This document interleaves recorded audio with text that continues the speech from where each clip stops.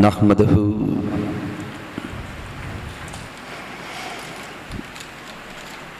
ونصلی ونسلم علی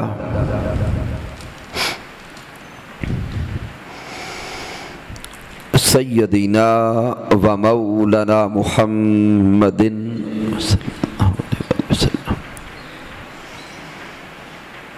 نبی الامین المکین الکریم الرؤوف الرحیم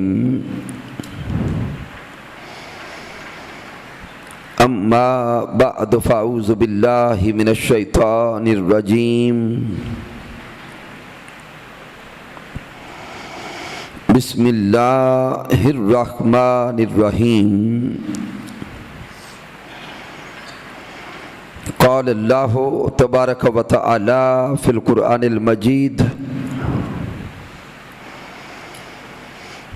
الذین ينفقون فی السراء والضراء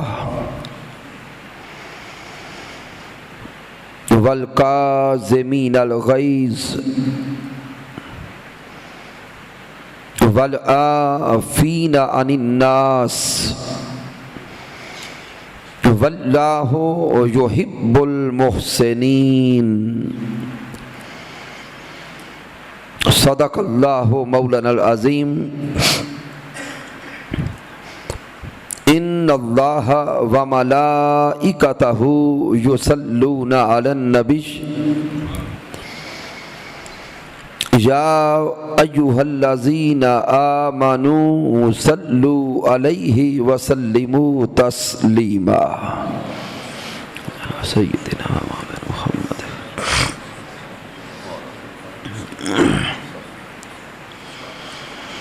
اللہ رب العزت کی توفیق سے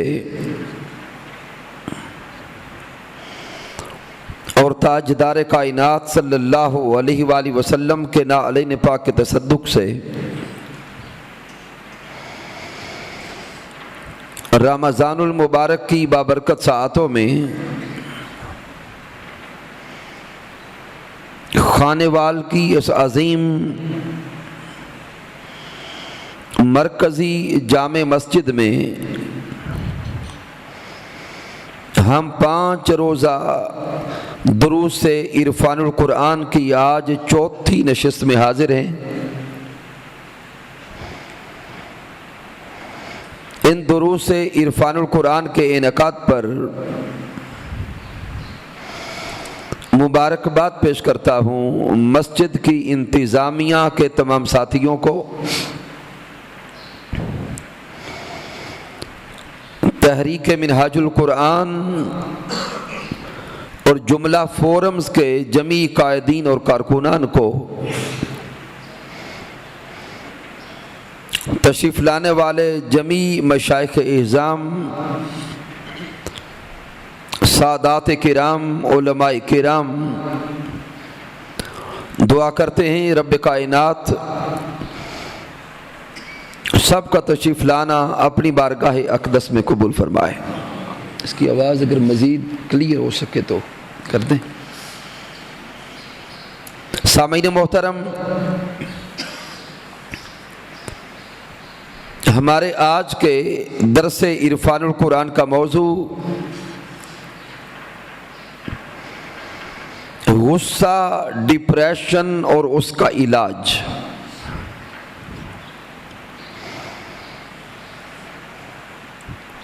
اس موضوع کو سر تا پا کان بن کے سمجھنا ہوگا،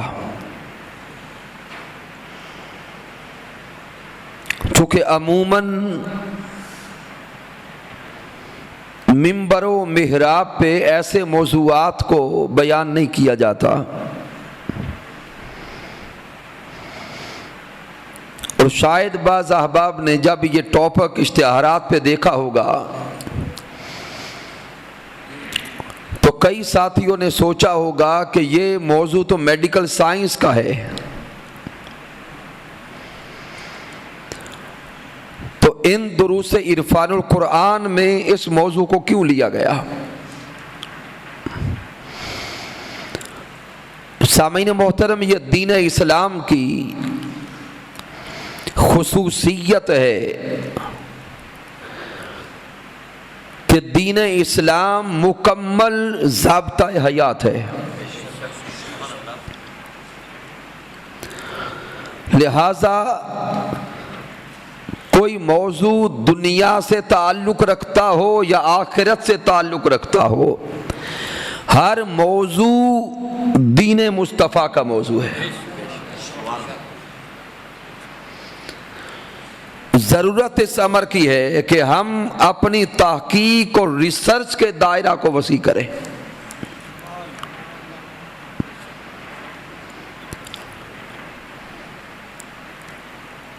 تو سامعین محترم، اس موضوع کو بیان کرنے کے لیے سورہ آل عمران کی آیہ کریمہ نمبر 134 کے کلمات تلاوت کرنے کا شرف نصیب ہوا ہے۔ اس آیہ مبارکہ میں رب کائنات متقین کی صفات بیان کر رہا ہے، اور میرا رب ارشاد فرما رہا ہے الذین ينفقون فی السراء والضراء،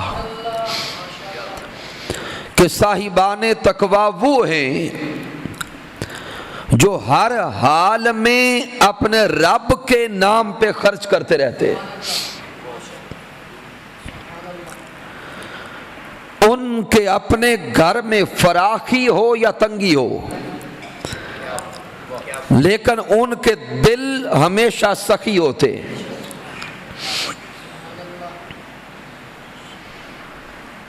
الذین ينفقون فی السراء والضراء، آگے میرا مولا فرماتا ہے والکاظمین الغیظ، صاحبان تقویٰ کی اگلی صفت یہ ہے کہ جب انہیں غصہ آتا ہے وہ غصہ پی جاتے ہیں۔ والعافین عن الناس، اور صرف غصہ پیتے نہیں، جن پر انہیں غصہ آتا ہے انہیں مولا کی رضا کے لیے معاف کر دیتے۔ واللہ یحب المحسنین، میرا مولا اشارہ دے رہا ہے کہ جن کو یہ صفات نصیب ہو جائیں وہی محسنین ہیں، جن کو یہ صفات نصیب ہو جائیں وہی تقویٰ والے ہیں، جن کو یہ صفات نصیب ہو جائیں وہی خشیت و بکا والے ہیں، وہی محسنین ہیں، اور جو محسنین بنتے ہیں واللہ یحب المحسنین، پھر اللہ ان سے محبت کرتا ہے، وہ اللہ کے محبوب بن جاتے ہیں۔ تو سامعین، قرآن مجید کی اس آیہ کریمہ میں غصہ پینے اور معاف کرنے کی فضیلت کو بیان کیا گیا۔ اب ذہن سوال کرتا ہے کہ غصہ کہتے کسے ہیں؟ یقیناً اس کی عملی صورت تو ہر بندہ ہر روز شاید اپنی ذات میں دیکھ لیتا ہوگا، لیکن اس کے باوجود ہم غصہ کی تعریفات کو سمجھتے ہیں، چونکہ ہمارے معاشرے میں، ہمارے گرد و نواح میں ایسے لوگ بھی بڑے پائے جاتے ہیں جو سمجھتے ہیں کہ اس دنیا میں میرے جیسا نرم مزاج کوئی نہیں، لیکن غصہ کی تعریفات کو جب دیکھیں گے تو یہ راز سمجھ آئے گا، جو کہتا ہے کہ میرے جیسا نرم مزاج کوئی نہیں وہی دن رات آگ کا گولا بنے پھرتا ہے۔ تو جب لفظ غصہ کو دیکھا، جس کو عربی زبان میں غیظ اور غضب کہتے ہیں، لفظ غصہ کا لغوی معنی ہے طیش و تپش، اشتعال انگیزی، رنج و ملال، اور غصہ کی اصطلاحی تعریف یہ ہے کہ انسان کی زندگی میں جب بھی کوئی عمل انسان کی خواہش اور انسان کی مرضی کے خلاف ہوتا ہے، جب بھی کوئی کام ہماری مرضی اور خواہش کے خلاف ہوتا ہے، تو وہ کام جو ہماری مرضی کے خلاف ہوا اس پہ ہم رد عمل دیتے ہیں۔ ہر وہ عمل جو ہماری مرضی کے خلاف ہوا اس پر جو ہم رد عمل دیتے ہیں، اسی رد عمل کو غصہ کہتے ہیں۔ یہ رد عمل ناراضگی کا ایک احساس ہے، یہ رد عمل ناراضگی سے اوپر پھر عداوت کا احساس بنتا ہے، پھر یہی رد عمل نفرت کا احساس بنتا ہے، اور جب بات نفرت تک آ جائے پھر آگے بدلہ اور انتقام کی آگ بھڑک جاتی ہے۔ لیکن آغاز ہلکے سے چہرے کے بگڑنے سے ہوا، ناراضگی کے اظہار سے ہوا، اب جب چہرے پہ وہ ناراضگی کی کیفیات آئیں، اگر ان کو ختم نہ کیا گیا تو پھر عداوت بنی، عداوت نفرت میں بدلی، نفرت پھر بدلہ اور انتقام میں بدل گئی۔ تو اب یہ سمجھیں کہ یہ جو نفرت پھر بدلہ اور انتقام کی آگ بنی ہے، اس کے پیچھے ہلکا سا وہ چہرے کا بگاڑ تھا، ناراضگی کا وہ احساس تھا۔ اب سامعین، جب اس موضوع کو تھوڑا اور تحقیق اور ریسرچ کے سانچے میں ڈھالیں گے تو ہمیں سمجھ آتی ہے کہ غصہ کی 3 اقسام ہیں۔ غصہ کی پہلی قسم ہے غیر فعال غصہ، پیسو اینگر، انسان کے مزاج میں چھپا ہوا غصہ۔ غصہ کی دوسری قسم ہے فعال غصہ، اگریسو اینگر، جارحانہ انداز میں ظاہر ہو جانے والا غصہ۔ اور غصہ کی تیسری قسم ہے تصریحی غصہ، مصلحانہ غصہ۔ اب ان تینوں اقسام کو اگر سمجھ گئے تو ہمیں آج کی گفتگو کی بنیاد سمجھ آ جائے گی۔ غیر فعال غصہ، انسان کے مزاج اور طبیعت کے اندر چھپا ہوا غصہ، وہ غصہ جو انسان کو آیا لیکن کسی بھی وجہ سے وہ بندہ غصہ ظاہر نہ کر سکا، اندر چھپا لیا۔ ممکن ہے کہ جس پہ غصہ آیا ہو وہ بڑا تکڑا انسان ہو، اپنے نقصان کے خوف سے بندہ غصہ چھپا گیا۔ ممکن ہے کہ کسی اور مصلحت کی بنا پر موقع پہ بندے نے غصہ ظاہر نہیں کیا، کسی اور موقع کی تلاش میں بیٹھ گیا۔ اب غصہ اندر موجود ہے لیکن وہ غصہ اب بہتر موقع کی تلاش میں ہے کہ جب بہتر موقع ملے گا تو پھر یہ لاوا پھٹے گا۔ تو غصہ جو اندر پڑا رہتا ہے، چھپا رہتا ہے، یہ ایک لاوا کی مانند ہے جس کے خلاف مزاج میں غصہ موجود ہے۔ ابتدا میں پہلے دن تو یہ صرف غصہ ہوگا، آپ کو علم ہے کہ جب غصہ اندر ہوتا ہے تو انسان کڑتا رہتا ہے، اندر ہی اندر کلپتا رہتا ہے، اور غصہ نکالنے کا کوئی نہ کوئی راستہ تلاش کرتا ہے۔ اگر یہ غصہ 3 ہفتوں سے زائد اندر موجود رہے تو پھر یہ صرف غصہ نہیں رہتا، پھر یہ بغض بن جاتا ہے، پھر یہی غصہ کینہ بنتا ہے، پھر کدورت کی شکل اختیار کرتا ہے۔ اگر اس سٹیج پر بھی اسے ختم نہ کیا جائے تو پھر حسد بن جاتا ہے، حسد سے آگے پھر نفرت بنتا ہے۔ اور آپ کو علم ہے کہ جب کسی کی نفرت ہماری طبیعت میں آ جاتی ہے پھر اس کی شکل دیکھنے کو بھی دل نہیں کرتا، شکل دیکھنا تو کجا، پھر کسی اور مجلس میں اس بندے کا نام سننا بھی گوارا نہیں ہوتا۔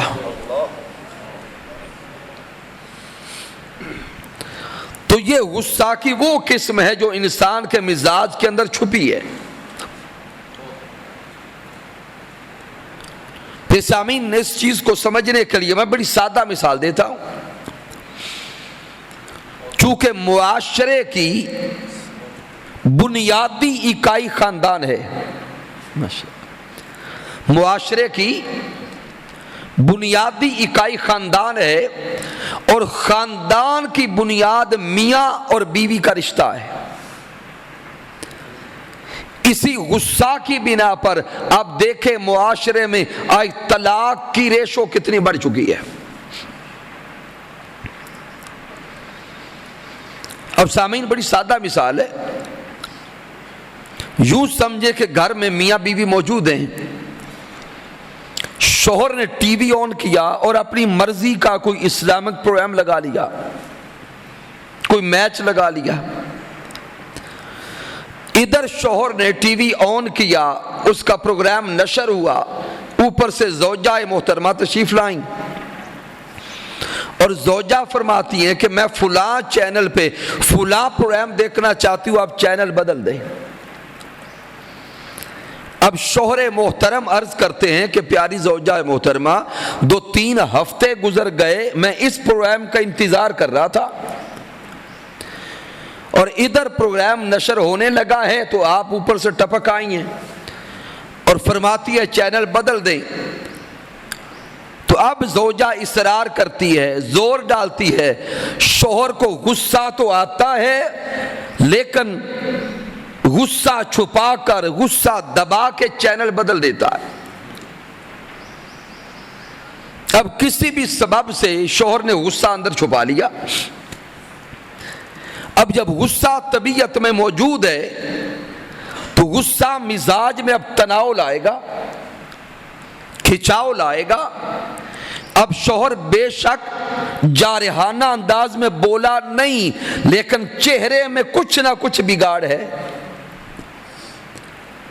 تو سامعین محترم، وہ لمحہ گزر گیا، بیوی نے اپنا جو دیکھنا تھا دیکھ لیا، لیکن اب زوجہ کہتی ہے سبزی لائیں، شوہر منہ دوسری طرف کر لیتا ہے۔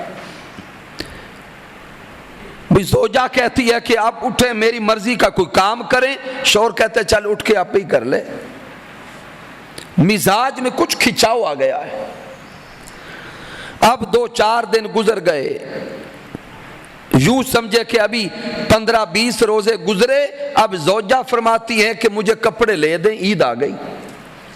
اب ادھر زوجہ محترمہ نے کپڑوں کا نام لیا، اب شوہر پھٹ پڑا کہ آپ کو اتنا بھی احساس نہیں، میں بڑی مشکل سے پیسے لاتا ہوں اور آپ ہر مہینے 10-10 ہزار کے سوٹ لے لیتی ہیں، آپ کبھی کوئی کام نکال لیتی ہیں، کبھی کوئی کام نکال لیتی ہیں، آپ کو اتنا بھی نہیں پتا کہ میں دیہڑیاں کر کے پیسے لاتا ہوں۔ تو اب زوجہ محترمہ فرماتی ہے کہ شوہر محترم، عید قریب ہے، کپڑے تو لینے تھے، تو اس میں غصہ کرنے کی کوئی بات تو نہیں تھی۔ سامعین محترم، اصلاً یہ غصہ جو شوہر دکھا رہا ہے یہ اس موقع کا غصہ نہیں تھا، یہ غصہ تو وہ تھا جو 2-4 دن پہلے شوہر نے اپنے اندر چھپا لیا تھا. یہ غصہ جو اندر چھپا ہے اگر یہ 3 ہفتوں تک مزاج سے نہ نکلے تو آخر یہ نفرت تک جاتا ہے, خاندان ٹوٹنے پہ آتے ہیں. تو یہ ہے غیر فعال غصہ.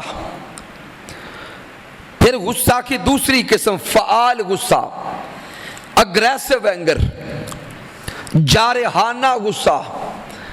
غصہ کی یہ قسم وہ ہے کہ جو ہی بندے کو غصہ آیا, نہ موقع دیکھا, نہ محل دیکھا, نہ تحقیق کی, جس پہ غصہ آیا بس بندہ اس پہ چڑھ دوڑا.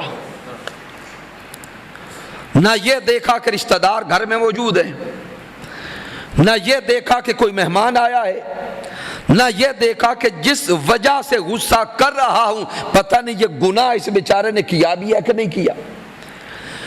بس فوراً غصہ شروع ہو گیا, زبان چلنے لگی, دوسرے کو ہتک آمیز جملے بولے, پھر ایک دوسرے کے خاندان پہ حملہ سازی ہو گئی, یہاں تک کہ زبان چلتی گئی, آخر طلاقیں ہو گئیں اور خاندان ٹوٹنے پہ آ گئے. تو یہ غصہ جو جارحانہ ہے اس کی بھی ہوش اور سمجھ تب آتی ہے جب پانی سر سے گزر جاتا ہے.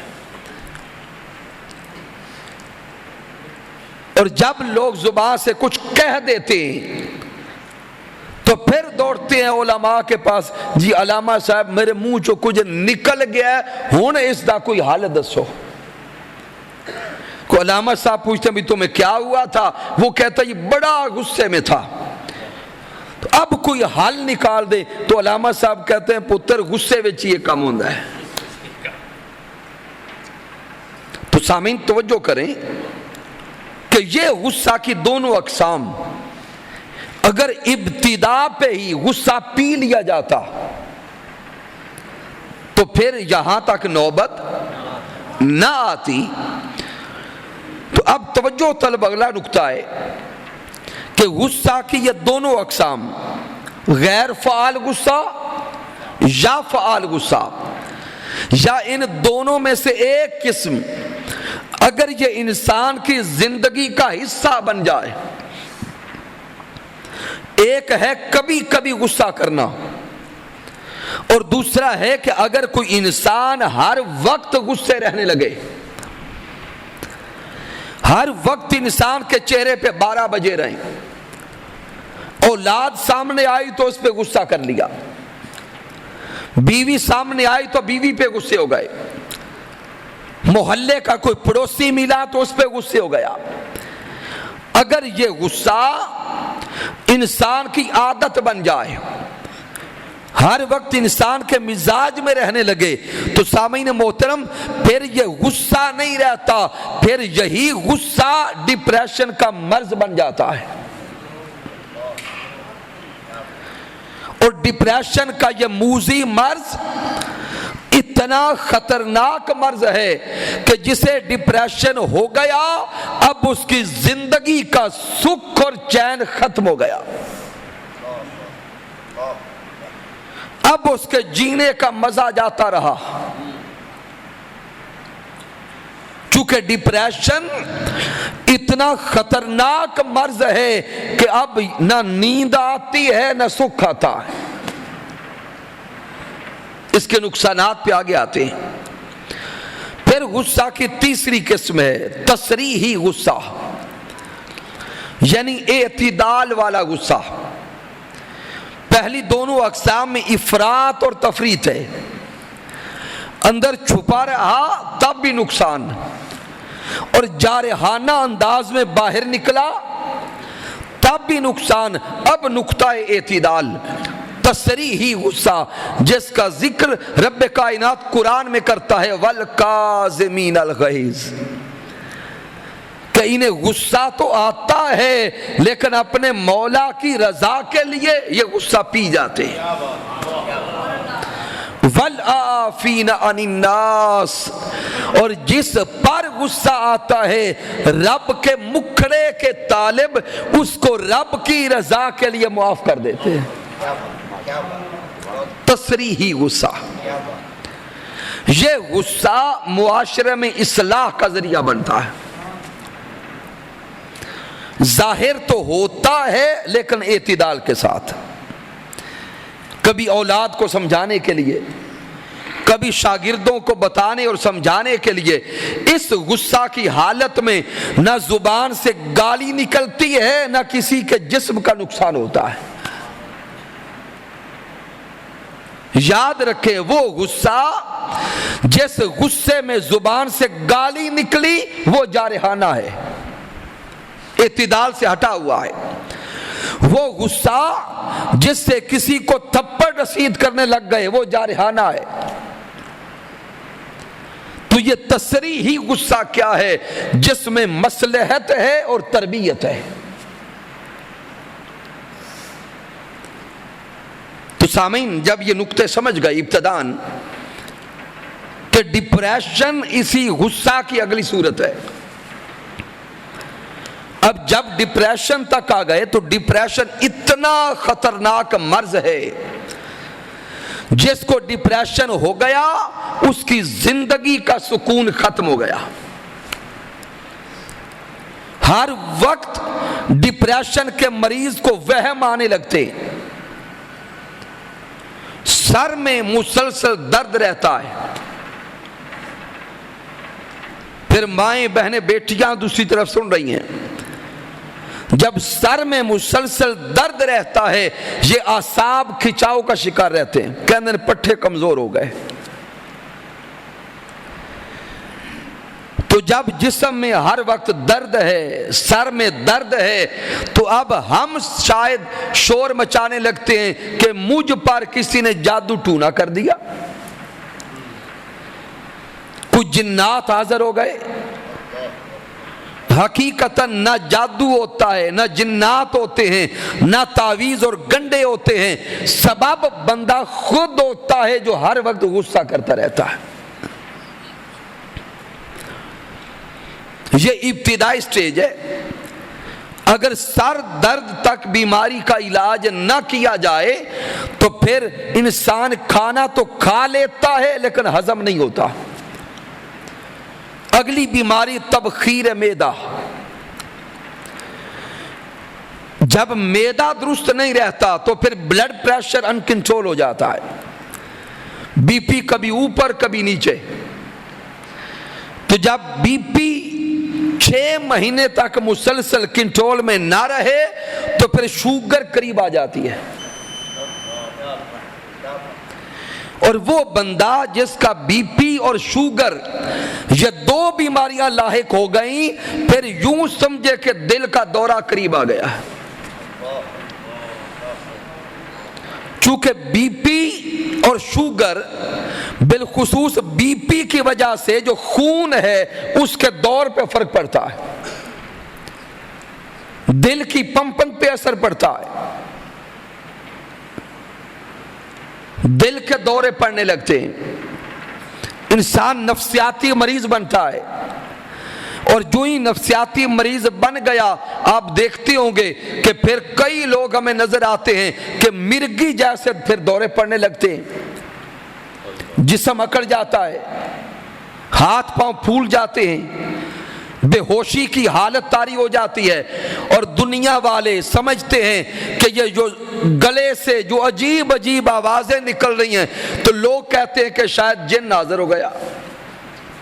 وہ جن حاضر نہیں ہوتا، وہ غصہ حاضر ہوتا ہے، جو ابتدا میں کہا تھا لیکن اس کو ابتدا میں قابو نہ کیا، اس کا علاج نہ کیا، آخر اب زندگی کا کوئی مزہ نہ رہا، بندہ کہندا ہے کہ دنیا تے آئے تے ایسا پر پیا پھر رہی ہے، سکون جاتا رہا۔